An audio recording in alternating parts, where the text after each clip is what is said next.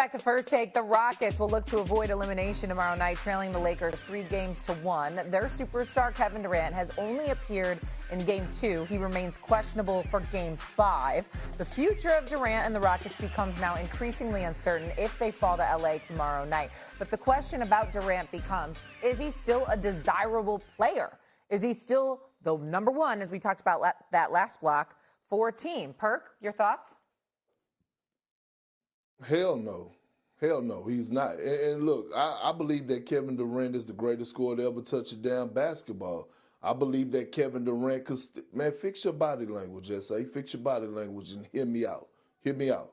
I believe that he still puts the ball in the basket better than majority of the NBA. But let's go facts over feelings right now, and let's keep it a buck. The Brooklyn Nets, disaster. The Phoenix Suns ran through 2 or 3 coaches. 2 of them was championship caliber coaches. A disaster. What did the Phoenix Suns do this year? They made it to the postseason. They were one of the biggest surprises in the NBA. Okay, fast forward. Let's look at the Houston Rockets. The Houston Rockets last year got to the first round.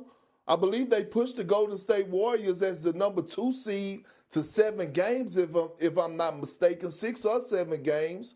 I believe that the Houston Rockets did give up a guy in Jalen Green that they drafted with the number 2 pick. They did give up a guy in Dylan Brooks, who's a culture setter, to get KD and some picks. And all of a sudden you bring to the Houston Rockets, what has been the biggest knock on the Rockets this year? Their chemistry is so bad to the point where people were questioning, is Ime Udoka still a good coach? Is he the coach for this team? Stephen A., if we took a survey last year, Ime Udoka would definitely be top 10 coaches in the NBA. We can't say that right now because this team has identity crisis. I'm not taking anything away from KD as the player and the scorer, but I'm saying is if you're a team that's a championship contender, would you give up a valuable piece and you got a culture that's set to bring in Kevin Durant, not knowing is it going to disrupt the vibe, the chemistry of the organization? I can't chance that. Stephen A., you okay? He's gathering his thoughts.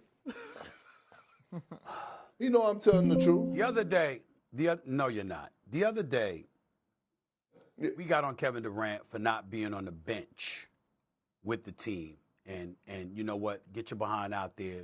What is going on, everybody? Welcome back to the channel. The Houston Rockets are on the brink of elimination. They are down 3-1 to the Los Angeles Lakers. Their superstar Kevin Durant has only appeared in 1 game this series. He is questionable for Game 5, but the expectation is he will miss it. And the crew on First Take started debating the biggest question of all. Is Kevin Durant still a desirable player? Is he still the number 1 option a team should build around? Kendrick Perkins did not hesitate. He said, "Hell no. Hell no, he's not." Let me show you exactly what he said. Roll the clip. Did you catch that? Let me break this down because Perk went full nuclear. He said, "I believe that Kevin Durant is the greatest scorer to ever touch a damn basketball. I believe he still puts the basketball in the basket better than the majority of the NBA. But let's go facts over feelings right now." Then he laid out the evidence. The Brooklyn Nets? Disaster. The Phoenix Suns? Disaster. They ran through 2 or 3 coaches, 2 of them championship caliber coaches. And what did the Suns do this year? They made the playoffs as a play-in team. They were one of the biggest surprises, but that is not the standard for a team with Kevin Durant. Then he looked at the Houston Rockets. Last year, they pushed the Golden State Warriors to 7 games as a number 2 seed. They were a young, exciting team with chemistry. Then they traded Jalen Green and Dylan Brooks to get Kevin Durant. A. And D. What happened? Perk said, "What has been the biggest knock on the Rockets this year? Their chemistry. It's so bad that people are questioning if Ime Udoka is still a good coach. If you took a survey last year, Ime Udoka would definitely be top 10 coaches in the NBA. We can't say that right now because this team has an identity crisis." And then Perk asked the $1 million question. He said, "If you're a championship contender, Would you give up valuable pieces and a culture that's set to bring in Kevin Durant, not knowing if it's going to disrupt the vibe and chemistry of the organization?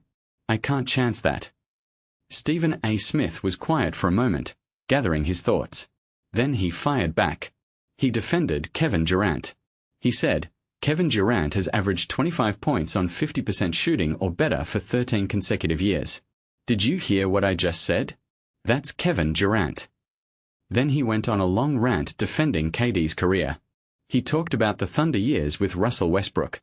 He talked about the Warriors, where KD won back-to-back titles and would have three-peat if he hadn't torn his Achilles. He talked about the Nets, where Kyrie was out and James Harden was hobbled. He even apologized to Kyrie Irving on air, saying, I personally owe that man an apology. He was more right than wrong. Stephen A.'s point was clear. Kevin Durant is still a superstar. His individual numbers are still elite. The circumstances around him have been bad. Injuries, poor organizational decisions, bad luck. That is not his fault. But Kendrick Perkins' point is also clear. KD does not elevate teams anymore. He does not make his teammates better. He does not fix chemistry issues. He is a mercenary.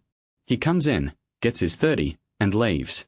And if you are a team trying to build something, do you want to bet your future on a 37-year-old Kevin Durant who gets hurt every year? I think Perk is right. Kevin Durant is still an incredible individual talent. He is still one of the best scorers in NBA history. But he is not a franchise cornerstone anymore. He is not a guy you build around. He is a guy you add to an already contending team. And even then, you have to pray he stays healthy. The Rockets are about to get eliminated. They traded their future for KD.